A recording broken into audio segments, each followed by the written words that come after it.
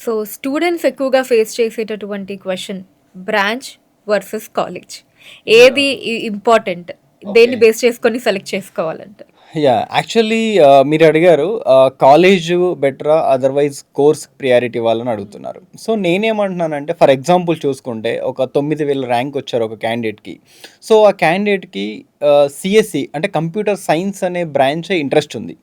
So, computer science అనేది ఇప్పుడు top 20 engineering colleges ఉన్నాయి. ఆళ్ళకొచ్చిన 9000 ర్యాంక్‌కి ఫర్ ఎగ్జాంపుల్ చెప్తున్నాను. ఒక శ్రీనిధి అనే ఇంజినీరింగ్ కాలేజ్ ఉంది. దాంట్లో వాళ్ళకు కంప్యూటర్ సైన్స్ వస్తుంది. కానీ దానికంటే మంచి కాలేజ్‌లో కోర్స్ కొద్దిగా కాంప్రమైజ్ అవుతే అంటే సీఎస్‌సిలోనే స్పెషలైజేషన్స్ ఉన్నాయి. కోర్స్ కొద్దిగా కాంప్రమైజ్ అయితే శ్రీనిధి కంటే ఇంకొద్దిగా నీకు బెటర్ క్యాంపస్‌లో సీట్ వస్తుంది గదా! సో, మీరు చూజ్ చేసుకునే కోర్స్‌కి మళ్ళా నువ్వు కావాల్సుకున్న సీఎస్‌సికి ఐ మీన్ సబ్జెక్ట్స్ ఏం డిఫరెన్షియేషన్ ఉండదు. ఓన్లీ 10% మాత్రమే నీకు సబ్జెక్ట్ డిఫరెన్స్ ఉంటుంది.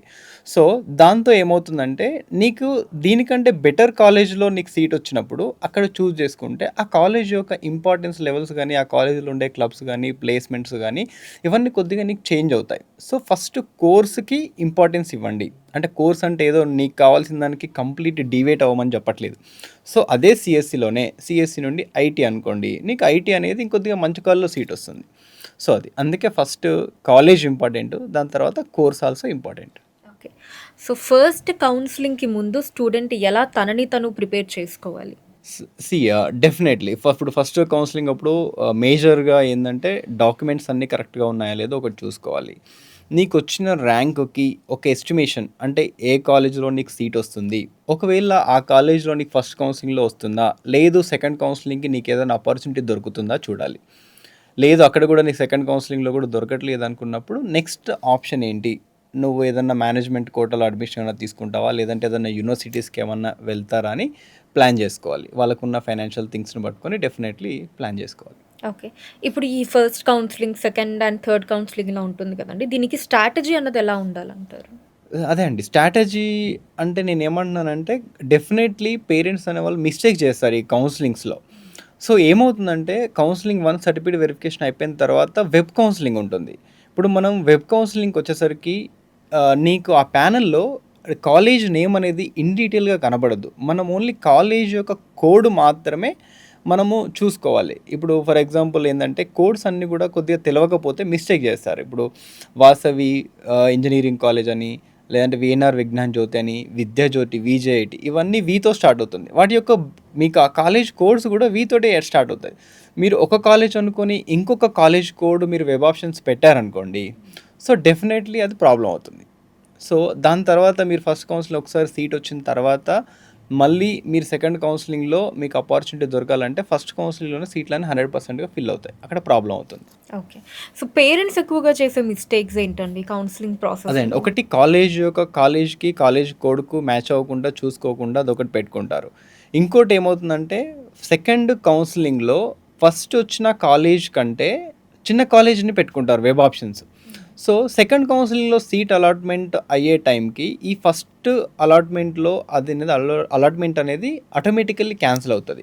ఇప్పుడు పేరెంట్ సెకండ్ కౌన్సిలింగ్‌లో వచ్చింది మంచి కాలేజా, చెడ్డ కాలేజా అని చూసుకొని అప్పుడొచ్చింది మంచి కాలేజ్ అయితే ఫైన్. చెడ్డ కాలేజ్ అయితే మళ్ళా నీకు ఫస్ట్ కౌన్సిలింగ్‌లో వచ్చిన కాలేజ్ అనేది ఉండదు. ఆటోమేటికల్లీ క్యాన్సిల్ అవుతది. అది కూడా ప్రాబ్లమ్ చేస్తారు. అది కూడా మిస్టేక్ చేస్తారు. ఓకే. సో, వెబ్ ఆప్షన్స్ పెట్టేటప్పుడు ఏ ఫ్యాక్టర్స్‌ని చూడాలంటారండి? వెబ్ ఆప్షన్స్ పెట్టేటప్పుడు మనకొచ్చిన ర్యాంక్‌కి ఏ కాలేజీలో సీట్ వస్తుందనేది ఒకసారి సార్ట్ ఔట్ చేసుకోవాలి. ఇంకా కొంతమంది పేరెంట్స్ ఏందంటే నాకొక 9000 ర్యాంక్ వచ్చింది. So, last year cut off rank చూసుకుంటారు. ఈ కాలేజ్ వరకు మాత్రమే కట్ ఆఫ్ పెట్టేసుకుంటారు. కానీ వెబ్ ఆప్షన్స్ అనేది దాని తర్వాత గూడా మనం పెట్టుకోవాలి ఆప్షన్స్. ఎందుకంటే మనం చెప్పలేం. మన చేతుల్లో ఉండదు. మనకొచ్చిన ర్యాంక్ లాస్ట్ ఇయర్ వచ్చిందంటే ఈ సంవత్సరం అదే సీట్ వస్తుందంటే రాదు.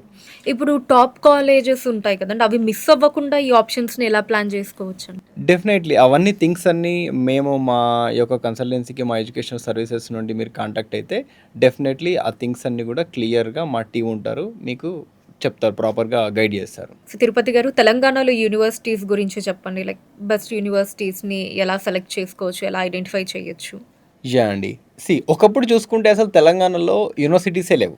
లాస్ట్ 1, 2 ఇయర్స్ నుండి యూనివర్సిటీ కల్చర్ అనేది తెలంగాణలో పెరిగిపోయింది. ఇప్పుడు తెలంగాణలో వచ్చేసి ఏందంటే మీరు చూసుకుంటే స్టేట్ ప్రైవేట్ యూనివర్సిటీస్ ఉన్నాయి. డీమ్డ్ టు బి యూనివర్సిటీస్ ఉన్నాయి.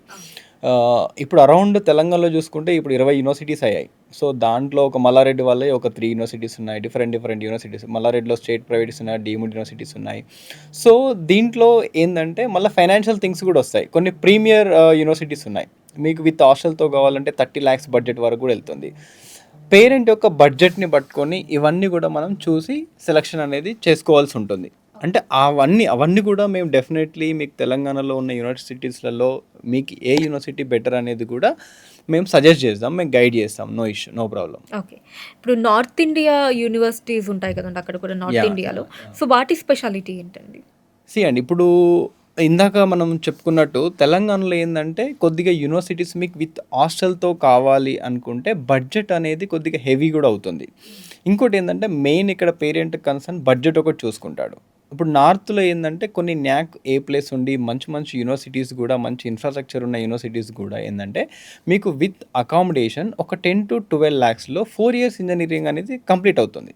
ఇంకోటి ఏందంటే స్టూడెంట్‌కి ఒక మంచి ఎక్స్‌పోజర్ దొరకాలంటే ఒక డిఫరెంట్ స్టేట్స్ పిల్లలతో మనం కమ్యూనికేట్ అయినప్పుడు ఆబ్వియస్‌లీ దట్ కమ్యూనికేషన్ స్కిల్స్ అనేది పెరుగుతాయి. సో, ఈ రోజుల్లో ఇంకా రాను మనకు జాబ్ దొరకాలంటే ఐ మీన్ నాట్ ఓన్లీ మీకు సబ్జెక్ట్‌లో గ్రేడ్స్ ఉంటే సరిపోదు. కమ్యూనికేషన్ స్కిల్స్ కూడా ఉండాలి. సో, ఆ ఎక్స్‌పోజర్ దొరకాలంటే మనకు నార్త్‌లో కూడా ఆ మంచి ఎక్స్‌పోజర్ ఉంది. డిఫరెంట్ స్టేట్స్ వాళ్ళతో కమ్యూనికేట్ అవ్వడం గానీ, డిఫరెంట్ కంట్రీస్ నుండి వచ్చిన స్టూడెంట్స్‌తో మనం కమ్యూనికేట్ అవ్వడం గానీ, ద ఎక్స్‌ట్రా కరిక్యులర్ యాక్టివిటీస్ గానీ, సో, ఇవన్నీ కూడా మీకు ప్లస్ అవుతాయి.